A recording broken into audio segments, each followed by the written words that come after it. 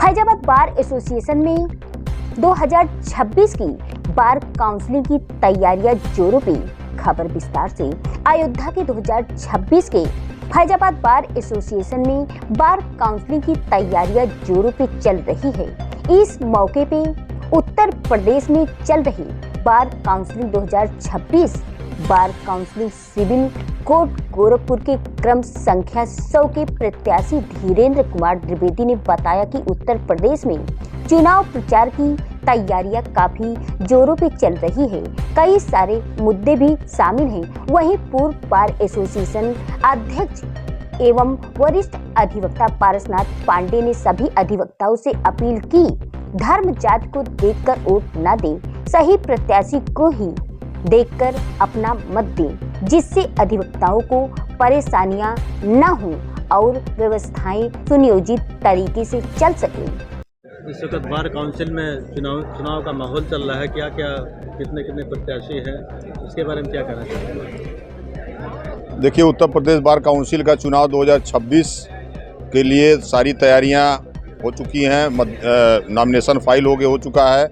कुल 334 जो है कैंडिडेट सामने आए थे, जिनका वेरीफाई हुआ पर्चा, और जिसमें से 333 चुनाव में कंटेस्ट कर रहे हैं। एक हमारे साथी की दुखद निधन हो गया, तो 333 कैंडिडेट जो है वो चुनाव लड़ रहे हैं। पूरे उत्तर प्रदेश में ये चुनाव का प्रचार होता है। उसी क्रम में मैं धीरेन्द्र कुमार द्विवेदी, पूर्व मंत्री सिविल कोर्ट बार गोरखपुर, मैं आज यहाँ पे फैजाबाद में अयोध्या जनपद के अपने अधिवक्ता साथियों के बीच में हम लोग आए हुए हैं अपना प्रचार करने के लिए। हमारा क्रम संख्या 100 नंबर मुझे मिला है, और बार काउंसिल का वोटिंग सब जो है जनवरी में होगा। 16 से शुरू होगा और 31 जनवरी तक 4 चरणों में। प्रथम चरण में 16-17 में आपके यहाँ फैजाबाद जनपद में, अयोध्या जनपद में यहाँ पे मतदान होना है। आपको ऐसा क्या लगता है कि किसकी लहर ज़्यादा है, किसकी विजय होगी? देखिए, ऐसा है कि ये कोई आम चुनाव से थोड़ा सा अलग चुनाव होता है। ये हमारा ये प्रबुद्ध जनों का चुनाव है, और इसमें जो हमारे मतदाता हैं वह जिला तहसील के भी अधिवक्ता, हाई कोर्ट के भी अधिवक्ता, जो भी अधिवक्ता हैं, सीओपी धारक हैं, सब इसमें मतदाता हैं। वो अपने मुद्दों पर वोट करेंगे। कैसे कैंडिडेट का उनको चयन करना है, क्योंकि बार काउंसिल का चुनाव 8 साल बाद आपको मिलेगा। 7 साल के करीब कार्यकाल ये बार काउंसिल का 5 साल का है, लेकिन 7 साल हो जाता है, और लंबी प्रक्रिया इसके चुनाव की है, और मतदान भी मतगणना भी लंबा समय लेता है। तो मुद्दे हमारे सामने, जो वकीलों के सामने मैं समझता हूँ, वो मुद्दा सबसे बड़ा ये है कि अधिवक्ता और बार दोनों आज के समय में अधिवक्ता और बार जो है दोनों के ऊपर सरकार और कोर्ट दोनों के तरफ से दबाव पड़ रहा है। अधिवक्ता एक ऐसा वर्ग है, आपने देखा होगा, सबसे विषम परिस्थिति में काम कर रहा है। कोर्ट हमें कहती है कि आप ऑफिसर ऑफ द कोर्ट हो, लेकिन आप ऑफिसर ऑफ द कोर्ट के बारे में आप देख लीजिए कि कोई सुविधा, शासन की किसी योजना के हम लाभार्थी नहीं है, कोई सुविधा हमें नहीं मिली है। न कोर्ट हमें कोई सुविधा देती है, न गवर्नमेंट की तरफ से हमें कोई सुविधा मिली हुई है। इन विषम परिस्थितियों में टीना छप्पर में बैठ करके, सर्दी गर्मी बरसात सह करके, अधिवक्ता दूसरे के लिए न्याय की लड़ाई आज़ादी के समय से लड़ते हुए चला रहा है। लेकिन अब वो समय आ गया है कि अधिवक्ता अपने इन परिस्थितियों पर भी विचार करेगा, और ये भी विचार करेगा कि कौन से लोग हैं जो हमारे बीच से वोट लेकर के जा रहे हैं, लेकिन हमारी कोई बात नहीं कर रहे हैं, हमारी कोई पैरवी नहीं कर रहे हैं। वहाँ जाने के बाद वो सरकार का गुण गा रहे हैं, कहीं कोर्ट का गुण गा रहे हैं, और उनके वजह से, उनके पारित प्रस्तावों की वजह से आज अधिवक्ता का जो हमारा बार एसोसिएशन है, जो अधिवक्ता की लड़ाई लड़ता है, वह बार एसोसिएशन भी कहीं न कहीं उसके सामने बहुत संकट की स्थिति है। वो अपने विरोध करने की अधिकार को पूरी तरह से खोता हुआ नजर आ रहा है। यह सारी बातों को लेकर के ये चुनाव है। आपका शुभ नाम? धीरेन्द्र कुमार द्विवेदी, पूर्व मंत्री, मैं गोरखपुर सिविल कोर्ट बार का हूँ। और मैं एक बात और भी कहना चाहता हूँ, मुझे लोगों ने अवसर दिया, हम लोग अधिवक्ताओं के हर आंदोलन में मैं रहा, चाहे कानपुर का आंदोलन हो, चाहे हापुड़ का हो, चाहे गाजियाबाद का हो, चाहे अभी बनारस का हो, या आप प्रयागराज, मेरठ, बलिया सम्मेलन कर लीजिए। फैजाबाद में भी यहाँ पर हम लोगों ने एक मीटिंग किया था।